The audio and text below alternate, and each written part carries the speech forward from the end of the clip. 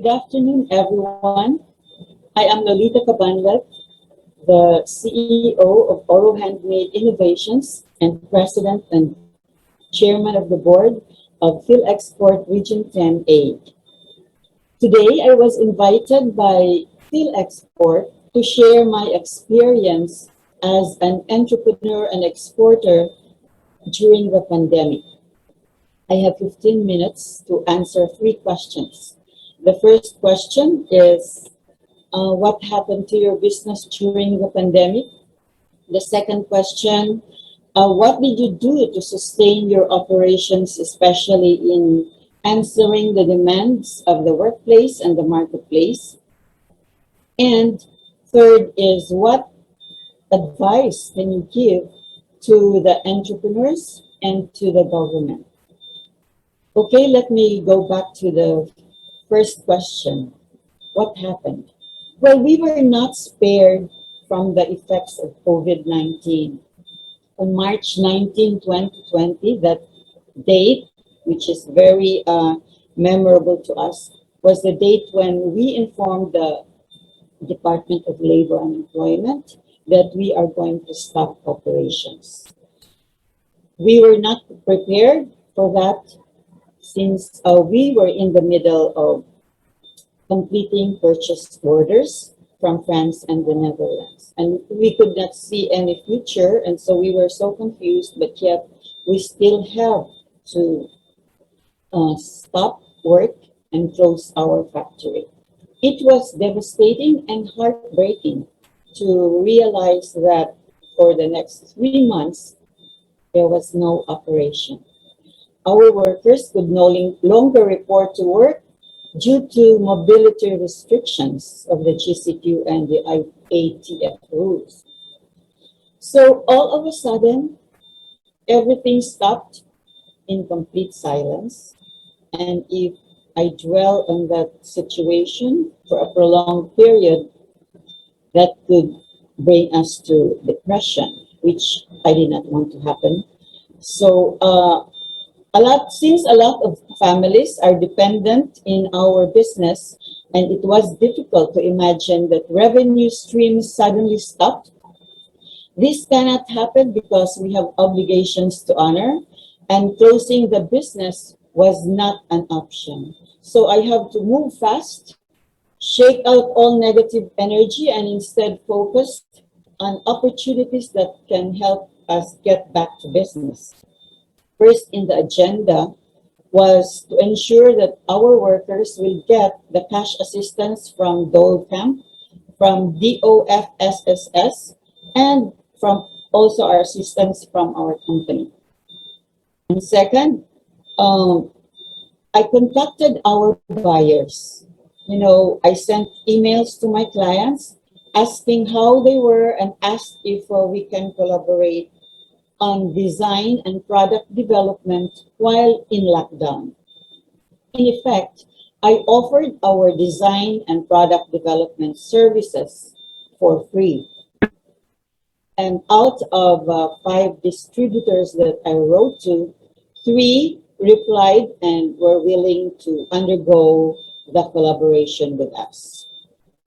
And then this proactive move of offering our design and product development services indeed paid off, because 3 months later, we received orders and we started working on the 4th and the 5th month because of these new prototypes that they have approved. Another was that there was a need to pivot from our non-essential to essential.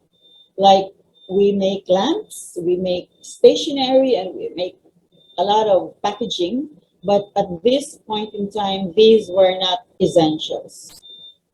Or rather, these were non-essential. So we have to think of a product that becomes essential. So we went into production of 100% biodegradable masks and also the Abaca Prime masks. So those were the products as a result of our pivot. And then I searched into all government programs, which I think I really studied hard so that I can, search whatever areas I can get into or maybe apply for something. So I studied the government programs, which I learned from the many or numerous webinars. And so going to the question how I dealt with the demands of the workplace. Okay, in our workplace, the workplace was reconfigured and was equipped to become compliant with COVID-19 protocols.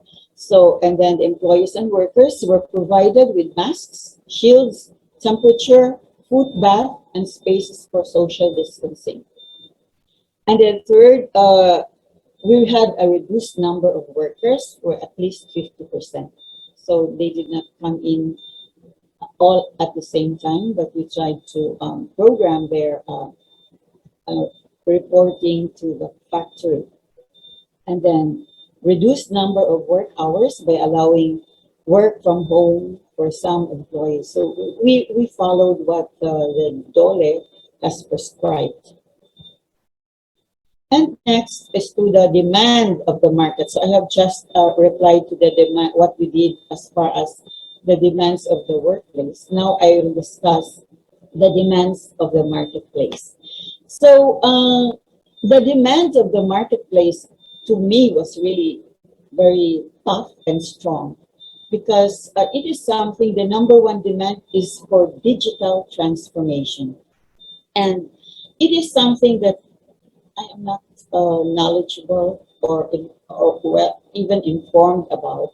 But I just heard about this for the first time sometime in September of 2019 when I attended a USAID Surge seminar with this particular title, Digital Transformation. I did not give a serious thought about this topic until the pandemic. So I attended a lot of webinars about this topic conducted by the DTI, the DOST, USAID Surge, and PHILEXPORT. There were varied topics ranging from e-commerce platforms, social media marketing, all geared towards creating, improving, and enhancing our online presence.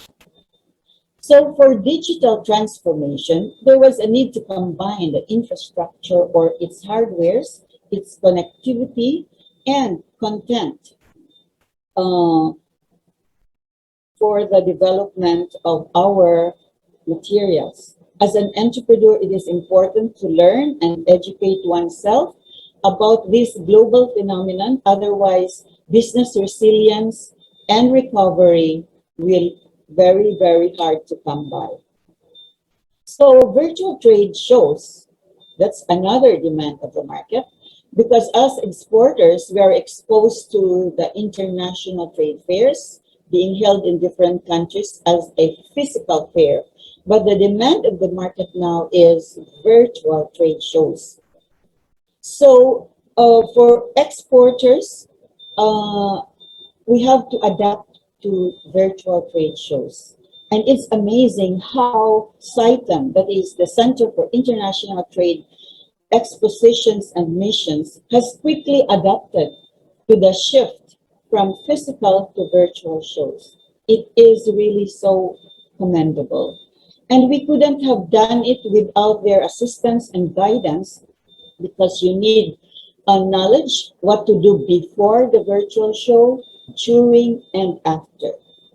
So we have participated the Maison et Objet trade show in Paris and Fame Plus virtual trade show in the Philippines. So another market demand is on sustainability and innovation. So the world market is concerned about sustainability. In Europe, they call it a Green Deal, so that your production processes as well as your raw materials should be sustainable. So these two market demands, again, are very, very heavy for us. But along the way, we got help. Because we take sustainability seriously in our company, I have submitted a proposal to DOST Region 10 through its Setup 2.0 program. So I have submitted our Green Factory project. And I just couldn't believe it that in such a short period of time, we got an approval and the project is almost complete as of today. And on innovation, this is another topic which is also very, very difficult for us. But the help came from the OST as well as the OroBest program of the Oro Chamber, as well as the program of USAID Search. So we have a lot of products under innovation, which maybe is, I don't have time to discuss that now. And the most important is the business recovery plan, because it is a requirement for the CARES 2 program if you apply at the SBC or the Small Business Corporation. So we really tried our best to focus because there are so many market demands and there are so many programs that you can choose from. And I have chosen sustainability, innovation, and business recovery plan. Under the business recovery plan, we learned how to do it with the USAID Search because they have a very good education module, e-learning module concerning business recovery plan. And I'm so thankful because it was accepted by the SBC. Okay, the last question is on advice to entrepreneurs. Of the many things I have discussed, I would say that for the entrepreneur to embrace the digital transformation of their businesses, which means we now shift, we have to accept the fact that we have to shift from physical to online. And the digital economy has gained a very strong foothold in the global trade, and it is here to stay.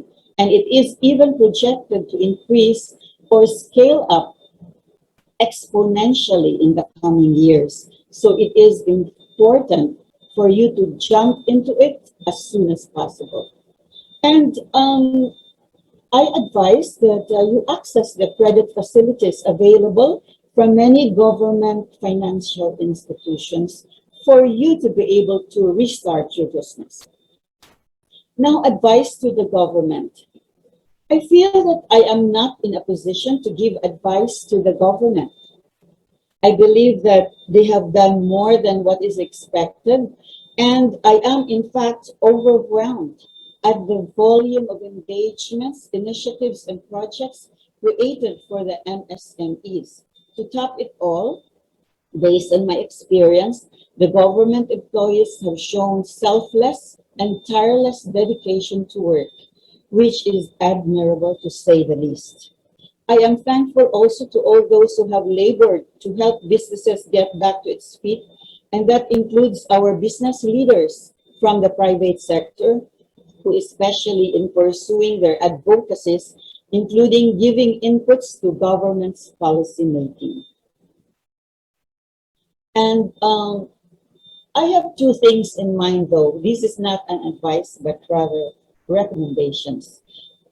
This is in regard, first is in regard with the digital transformation.